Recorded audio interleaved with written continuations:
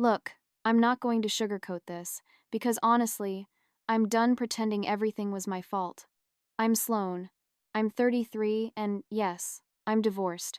And before you start judging me, let me tell you exactly how this whole mess went down. Because everyone's acting like I'm some kind of monster when really, I was just being realistic about what I wanted. It all started with Elias. He wasn't supposed to be forever. I met him when I was 25, fresh off a carousel of men whose promises were as empty as their morning after texts. They were all talk and no commitment, artists and entrepreneurs who spoke of changing the world but couldn't commit to dinner plans for the following week. I was tired.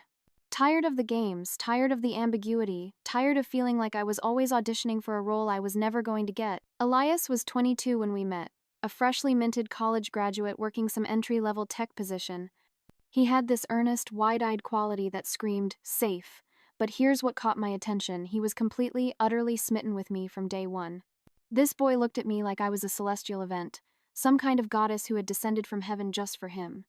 And let me be clear, I knew exactly what I was doing when I started dating him. Elias was my antidote to the chaos. He was the kind of guy who would never cheat, never leave, never give me any real problems. He had zero game with women, which was a feature, not a bug. It meant I didn't have to worry about competition. He was a closed system, and I was the sun he orbited. Plus, he made decent money, and, most importantly, he actually wanted to get married. He saw a future, a neat and tidy one, and he wanted me to be the centerpiece of it. I tested him early on, I had to be sure. I'd show up 30 minutes late to our dates, strolling in with a casual apology, just to see what he'd do. He'd just smile, that placid, uncomplicated smile of his, and say, "No problem. I'm just glad you're here," like it was totally normal. I'd cancel plans last minute when a better offer from my friends came up. He wouldn't even sigh. He'd just reschedule without a hint of complaint. It was honestly refreshing to be with someone who didn't give me an attitude about every little thing. He was programmable.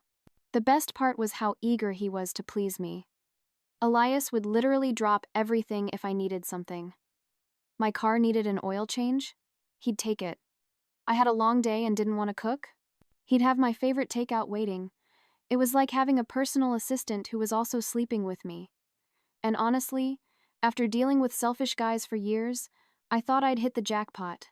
He was my safe harbor, my guaranteed future. Of course, there were things that annoyed me, too. Elias wanted to know everything about my day, my friends, my plans. At first, I thought it was sweet, a sign of his deep interest. But it quickly began to feel clingy, like his emotional well-being was tethered to my every move. When I'd tell him he was being too needy, he'd apologize instantly and back off. He never got defensive about legitimate feedback, which was good, because I hate it when men argue instead of just fixing the problem. The proposal happened after we'd been together for 2 years. He planned this whole elaborate thing at a fancy restaurant with a view of the city skyline. And honestly, even in that moment, as he was down on one knee with a ring box open, I remember thinking, well, this is happening now. I said yes. I said yes because Elias was everything I thought I wanted in a husband. Stable, devoted, financially secure, and completely committed to my happiness. But even at our wedding, standing there in a white dress that cost more than his first car, I found myself looking around at the sea of smiling faces, wondering if this was really it for me. Was I really going to spend the next 50 years with someone who asked permission before buying new running shoes? Someone who got genuinely excited about the prospect of grocery shopping together on a Saturday morning? Elias was exactly who I thought he was. Predictable, safe, and utterly devoted. And at 25, that seemed like everything I wanted. The first year of marriage was fine. It was easy. We settled into a rhythm that was comfortable, if a little monotonous. Work, gym, dinner, Netflix. Repeat. The safety I had craved began to feel less like a harbor and more like a cage, gilded and comfortable, but a cage nonetheless. The very predictability that had once been his greatest asset now felt like a life sentence of beige. His constant attention, once a balm to my insecure soul, now felt suffocating. "How was your day, honey?" Wasn't just a question, it was the prelude to a forensic examination of my every interaction.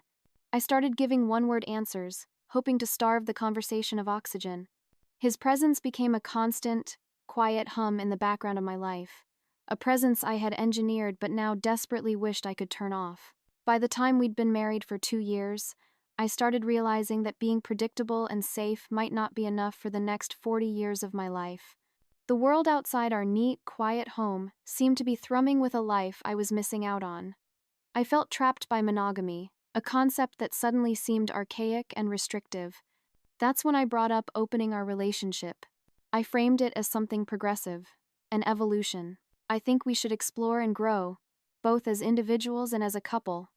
I told him one evening over a dinner he had cooked. I used words like communication and honesty and personal development. The truth? I was already eyeing other men. I felt a hunger for the thrill of the unknown, for the validation that came from a stranger's admiring glance. Elias looked at me like I'd just suggested we burn the house down for the insurance money. His face, usually so open and easy to read, crumpled in on itself. He immediately jumped to all these worst-case scenarios, his voice trembling as he talked about disease and jealousy and random strangers.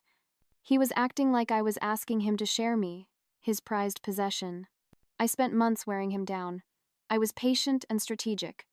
I left articles on his nightstand about the benefits of ethical non-monogamy. I convinced him to go to therapy with me, where I painted our marriage as solid enough to withstand this growth exercise. I used emotional manipulation, crying about how I felt my spirit was dying, how I needed this to feel alive again. I knew his greatest fear was losing me, and I leveraged that fear with surgical precision. I knew Elias was too inexperienced and insecure to find other partners, while I could easily line up dates. That was part of the appeal, a cruel part of me admits. My confidence proved right. I had multiple options within hours of updating my dating profile. My phone buzzed with the thrill of new attention. Meanwhile, Elias got maybe 3 matches in the first month, all of whom fizzled out after a few awkward messages. I felt a sick sense of validation watching him struggle while I had men lining up to take me out. I was still desirable. I hadn't disappeared into suburban marriage. I'd come home from amazing dates, buzzing with energy and stories, and I'd check in with Elias. I framed it as healthy communication, an essential part of our new arrangement. I knew it tortured him, but he'd try to hide his pain and put on a brave face, which honestly just made me feel superior. He'd ask gentle questions, and I'd give him the sanitized versions, leaving out the parts where I felt a spark I hadn't felt in years. The guy who really caught my attention was Julian. He was everything Elias wasn't. Confident, spontaneous, a little bit dangerous. Julian worked in sales, was always traveling, living this exciting life that seemed so glamorous compared to Elias's routine of work, gym, home, repeat. When Julian told stories about closing a deal in Singapore or a wild weekend in Miami, I found myself hanging on every word. He also didn't treat me like I was made of glass. If I was running late, he'd tease me about it instead of just accepting it. "Sloan, always making an entrance," he'd say with a smirk. It was like verbal sparring, and I loved every minute of it. With Elias, conversations were always so careful and considerate. With Julian, they were electric. I started looking forward to my dates with Julian more than anything else in my week. We'd meet at cool, dimly lit bars I'd never been to, places that felt sophisticated and adult in a way that my marriage to Elias never did. Julian would order a bottle of wine for both of us without even asking what I wanted, and somehow he always picked exactly what I was in the mood for. He seemed to know me better than the man I was married to. Elias noticed the change in me, of course. I was happier, more energetic, even more interested in intimacy when I came home from my dates, a fact that must have been profoundly confusing and painful for him. He kept asking if I was okay, if something was wrong. It was exhausting having to reassure him constantly that my good mood wasn't somehow a threat to our marriage. Then things got complicated. Elias started developing what he called a friendship with a woman from his work, Cora. Apparently, she was one of the few people who had actually responded to his dating profile, but instead of going on a date, they just started talking. All the time. He claimed it was platonic, but I could tell he was getting emotionally invested. He'd smile at his phone in a way he never smiled at my texts anymore. The irony wasn't lost on me. He was getting jealous of my actual dates while he was developing feelings for someone he wasn't even sleeping with. When I pointed this out, he got defensive for the first time in our relationship. "It's completely different," he insisted. "We're just friends." Right. I started paying closer attention. He'd mention her constantly. Cora said this, or Cora thought that. It was classic emotional affair behavior, but apparently when Elias did it, it was just friendship. My relationship with Julian was getting more serious. We'd moved beyond casual dates to spending entire evenings together, talking for hours about everything and nothing. He made me feel like the most fascinating woman in the world. He remembered details about my childhood that Elias had forgotten years ago. I started comparing Elias to Julian constantly, and Elias never came out favorably. Julian was decisive where Elias was wishy-washy. Julian was spontaneous where Elias needed to plan everything weeks in advance. Julian made me feel desired and exciting, while Elias made me feel like a comfortable piece of furniture. The more time I spent with Julian, the more I realized that what I had with Elias wasn't really love. It was a habit. We'd built a life based on compatibility and shared goals. But there was no passion, no electricity. By this point, I was basically living two separate lives. There was my life with Elias, which felt like going through the motions. Then there was my life with Julian, which felt like who I was actually meant to be. The breaking point came when Julian started talking about relocating for business opportunities. He mentioned Austin, a city buzzing with energy and networking possibilities. For the first time since I'd gotten married, I found myself imagining a completely different life for myself. What if I didn't have to stay in this marriage that felt more like a business partnership than a love story? I started secretly researching job opportunities and the cost of living in Austin. It felt thrilling and terrifying and completely different from the careful, practical way Elias and I had always made decisions together. That decision was made for me sooner than I expected. One evening, I came home from a particularly amazing date with Julian to find Elias sitting at our kitchen table with a strange, resolute expression on his face. "We need to talk," he said, which immediately put me on the defensive. He started going on about how our arrangement wasn't working, how he felt like we were drifting apart. Then he said something that completely caught me off guard. He wanted to close our marriage and focus on rebuilding our relationship. Just like that, he expected me to give up everything I'd built with Julian, the first person who made me feel truly seen in years. I told him I needed time to think, but honestly, my mind was already made up. I wasn't going back to that life. Not when I had finally found something real with someone who actually understood me. I told Elias I wanted a divorce. I tried to be gentle. I said it wasn't because of Julian, but because we'd grown into different people who wanted different things. I expected him to argue, to plead, to cry, but he just sat there for a long moment and then nodded. A slow, weary nod, like he'd been expecting it all along. "Is this about Julian?" he asked, his voice flat. "It's not about him specifically," I lied. "It's about the fact that he showed me what it feels like to be truly compatible with someone."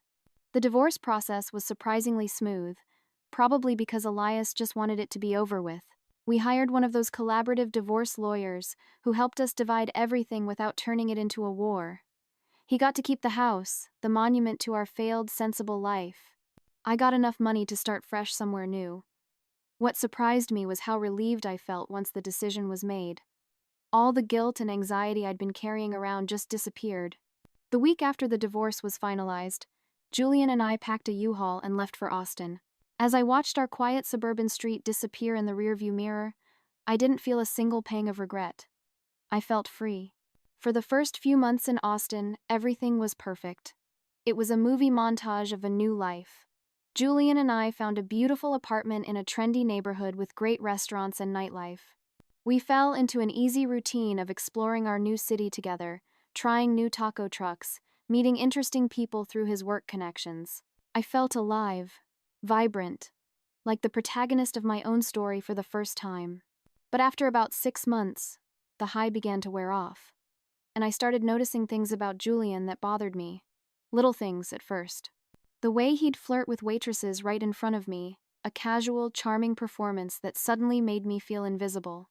How he'd make plans for the weekend without consulting me first, assuming I'd just go along. He'd dismiss my opinions during conversations with his friends, patting my leg condescendingly as he'd say, "Sloane sees it differently, but here's how it really is." The spontaneity I had once found so exciting now just felt selfish. His confidence began to seem like arrogance.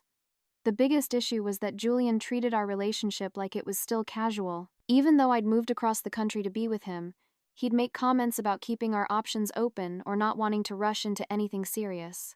When I brought up the future, he'd change the subject or say we should just see how things developed naturally.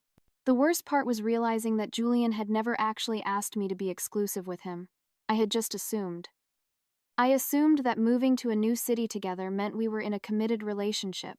But Julian, apparently, saw it as an extended trial period, one where he could still date other people if he wanted to. I found out about his dating profile by accident. His phone buzzed with a notification from Hinge while he was in the shower. I saw the preview on the lock screen. "You have a new match." My blood ran cold. When I confronted him, he acted like I was being unreasonable. "Whoa, Sloane, calm down," he said, holding his hands up as if to ward off an attack. "We never had the conversation about being exclusive. So, technically, I'm not doing anything wrong." Technically. That one word told me everything I needed to know.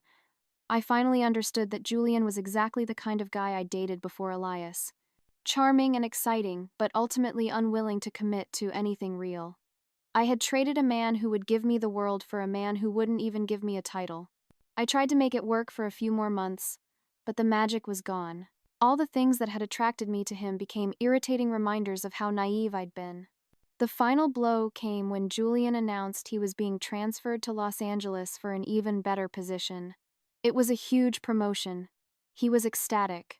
I felt a knot of dread in my stomach. When I asked, my voice barely whispered, "Do you want me to come with you?" He hesitated. It was just for a second, but it was long enough to let me know the answer was no. "I think it would be good for both of us to have some space," he said, using that sterile, corporate language he was so good at.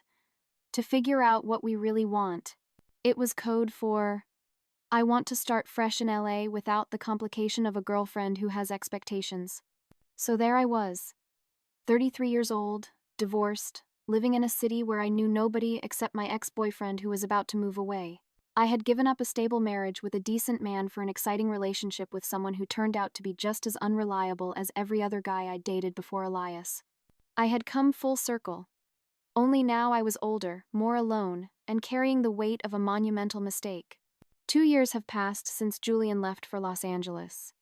I'm still in Austin. I'm still single. I'm still trying to figure out what went wrong with my life. I've got a decent job in marketing and a nice apartment with a view of the city I once thought held all my future happiness. I have some friends, but nothing feels as solid or real as what I had with Elias, even during our worst times.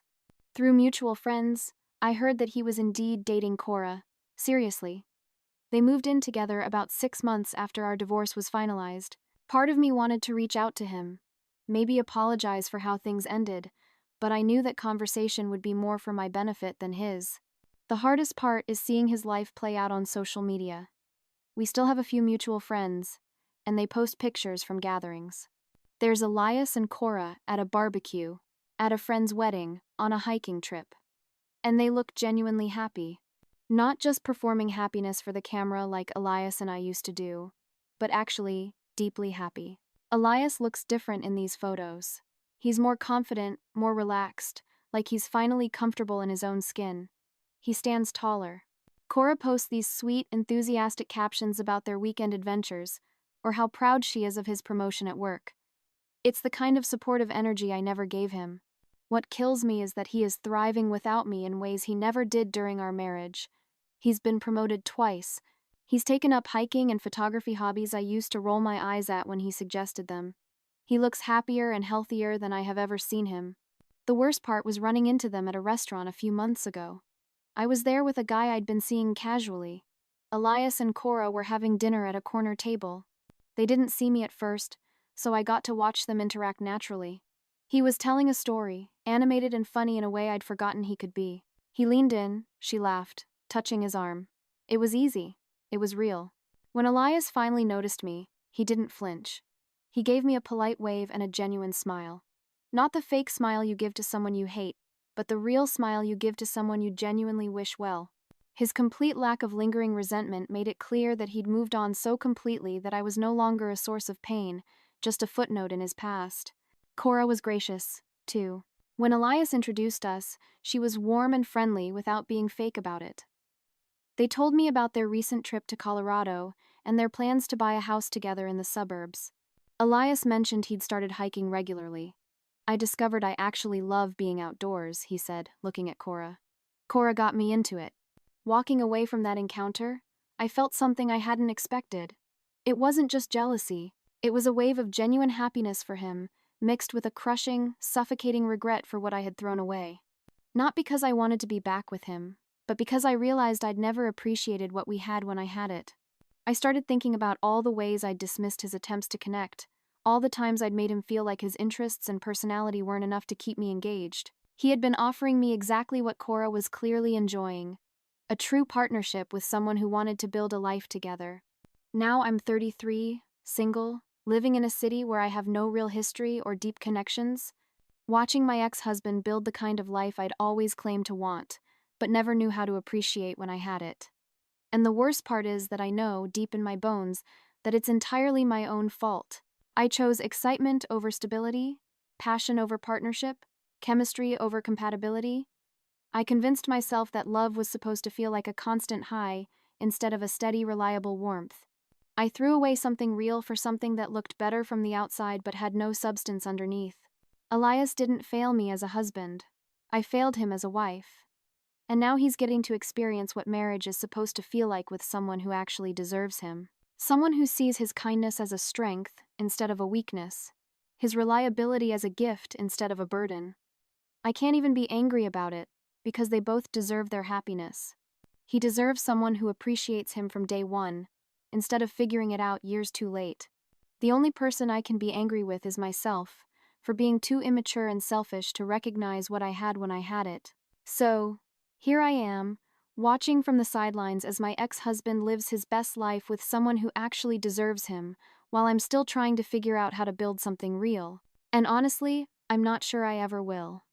Because the problem was never about finding the right person, it was about learning how to be the right person for someone else. But that's a lesson I learned too late to do Elias any good.